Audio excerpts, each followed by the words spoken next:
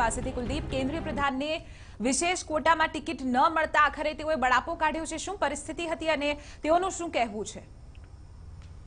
ચિત્રા, સમગ્ર ઘટનાની વાત કરવામાં આવે તો ગઈકાલે રેલવે પશ્ચિમ ઝોનના જે જીએમ છે તે પાલનપુર ખાતે પહોંચ્યા હતા. લોકો સાથે તેમણે વાત કરી હતી, ખાસ કરીને આગેવાનો સાથે પણ બેઠક યોજી હતી. આ આગેવાનો સાથે બેઠકમાં બનાસકાંઠાના સાંસદ હરિભાઈ ચૌધરી પણ પહોંચ્યા હતા. તેમણે જે પ્રકારે રેલવેના જે પડતર પ્રશ્નો છે તેને લઈને તો જીએમને રજૂઆત કરી જ હતી, પરંતુ સૌથી મહત્વની બાબત એ હતી કે તેઓએ ખુદ સ્વીકાર્યું છે કે જ્યારે પણ તેઓ કેન્દ્રીય મંત્રી હોવા છતાં તેમનો લેટરપેડ કોઈને આપે છે અથવા પોતે પોતાની ટિકિટ માટે રેલવેમાં જાય છે ત્યારે તેમને ટિકિટ મળતી નથી. એટલે કે કહી શકાય કે જે પ્રકારે એક તરફ રેલના આધુનિકરણની વાત ચાલી રહી છે, તે વચ્ચે કેન્દ્રીય મંત્રી અને ખાસ કરીને કેન્દ્રમાં રાજ્યકક્ષાના મંત્રી હોવા છતાં હરિભાઈ ચૌધરીને જો રેલવે ટિકિટ ન મળતી હોય તો સામાન્ય વ્યક્તિની શું સ્થિતિ હશે તે સૌથી મોટો પ્રશ્ન છે. આ મુદ્દે હરિભાઈ ચૌધરીએ જનરલ મેનેજર સામે બળાપો પણ કાઢ્યો હતો.